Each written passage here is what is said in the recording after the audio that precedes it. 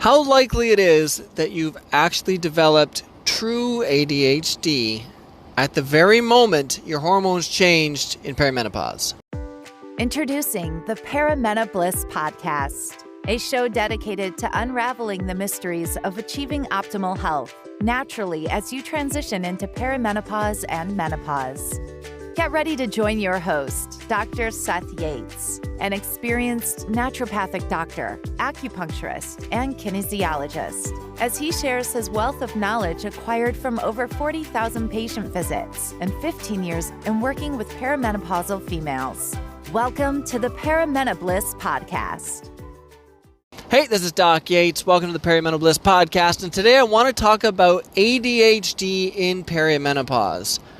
Is this something that just happens? Does all of a sudden the brain chemistry change? How is this going on? Because it's something that a lot of clients I've had are concerned with, or sometimes they've taken their kids in and their kids have been assessed, determined to have ADHD, and they're like, you know what? I have a lot of these same symptoms now too.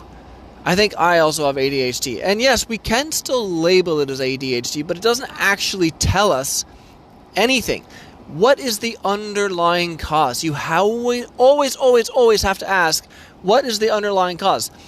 Just giving it a label and then looking at the corresponding medication in the book is not the same as treating the real problem. So, let's dive into it. ADHD in perimenopause. Number one, your hormones are changing, and big shock, we're going to start by talking about progesterone. Progesterone makes a big difference for people for calming, and when they're more calm, they're more focused. There's so many clients I've had where they feel so wired and so anxious that they can't sit still. They don't even feel like they could possibly just sit around doing one thing or nothing. The anxiety and restlessness is just driving them to do multiple things all at the same time.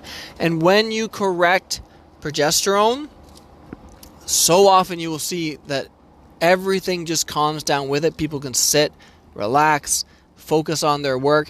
Doesn't mean if you have boring work that all of a sudden you're going to be like, wow, this is amazing, I love this. You're not going to be focused if you're doing something that you don't like or it's boring. But when you're trying to do something that you do enjoy and you still can't, and you're still feeling restless, that's where progesterone makes a big difference if it's low. So make sure you get your progesterone levels brought back up. Number two, factor that plays a role with ADHD, your diet. And in this diet, I'm counting drinks because we're going to talk about stimulants. Too much coffee makes it worse. Wine, not a stimulant really per se, also generally makes it worse. And then from a dietary standpoint, a lot of people, like I find when they are consuming a lot of things that have preservatives, food colorings, this is where it gets an overlap with kids for ADHD and adults for ADHD. The dietary aspect is similar.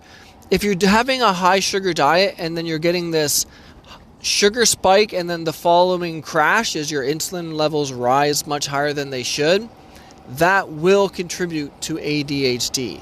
So, lower sugar diet, less stimulants, less artificial crap, that alone makes a big difference. That's why so many people, when they're on keto, they're like, wow, I've never been so focused.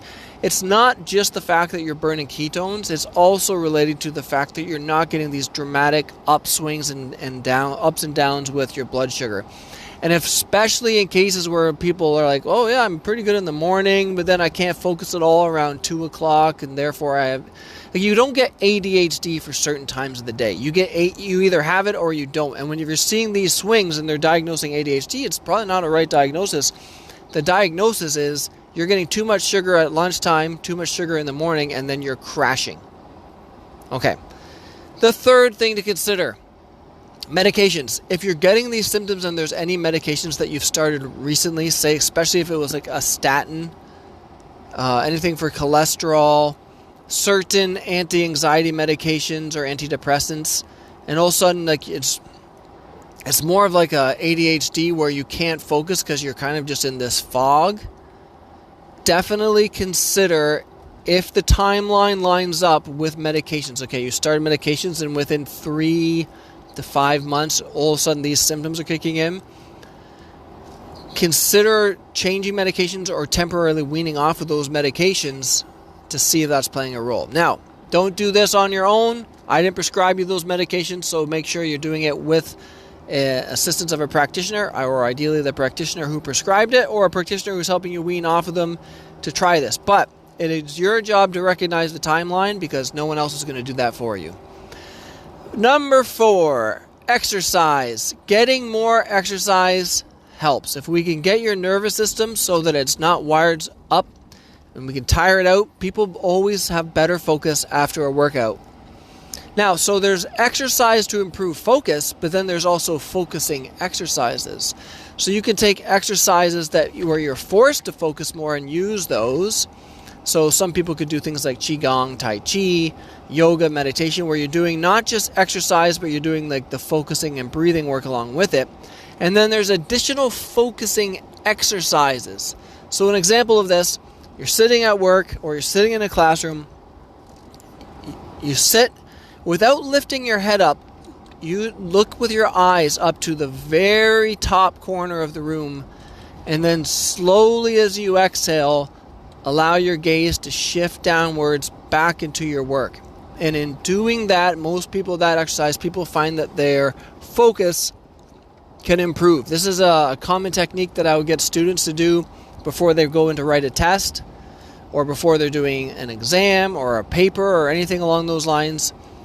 You take a deep breath in, you look up to the top of the ceiling without lifting your head, just lifting your eyes, and then you slowly allow your eyes to their gaze to drift downwards back to your work.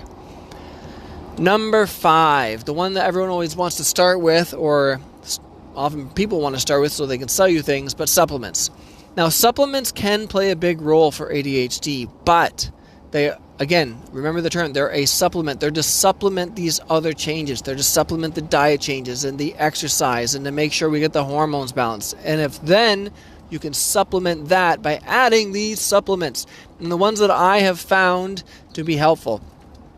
1, magnesium. Magnesium is not something that I would say, this is going to be the cure-all for ADHD in any stretch, but when you consistently take magnesium before bed and your sleep is deeper and you're more relaxed, people do find that their focus is improved. So while it's not specific, it's definitely indicated.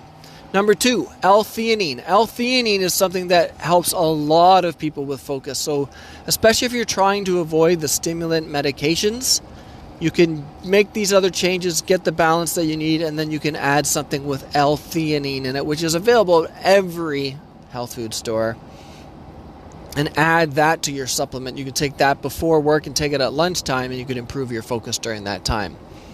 Nootropic herbs. You hear a lot about people talking about nootropics. I know they've mentioned them a lot on even big podcasts like the Joe Rogan podcast. These are herbs that can improve your focus, your memory, and circulation to your brain. So you're thinking of herbs like gotu kola, bacopa, ginkgo, these types of things. Ashwagandha is sometimes put into that list. And you can get these, whether commonly a bunch of them all combined together into one. So that's the way we do it. We have something called a deep thinking tea. It has a lot of those ingredients. Not the ginkgo. Ginkgo is better as an alcohol extract, or a certain type, or getting stronger extracts in capsule forms. It doesn't distill well into a tea. Like, you don't get all the active components out of it. So let's just review. We're talking about ADHD. We're talking about ADHD in perimenopause. You want to make sure you're getting your progesterone levels up. You want to make sure your diet's pulling back on sugars, refined foods, stimulants, and artificial crap.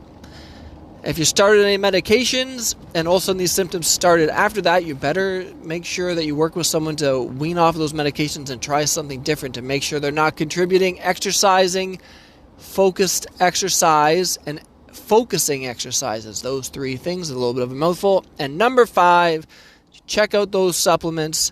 You can try those out and see if it can improve your focus so that you can be like laser focused now, because now you're competing with not just your coworkers, you're competing with AI. You have got to be dialed in. I hope this was helpful. This is Doc Yates signing off.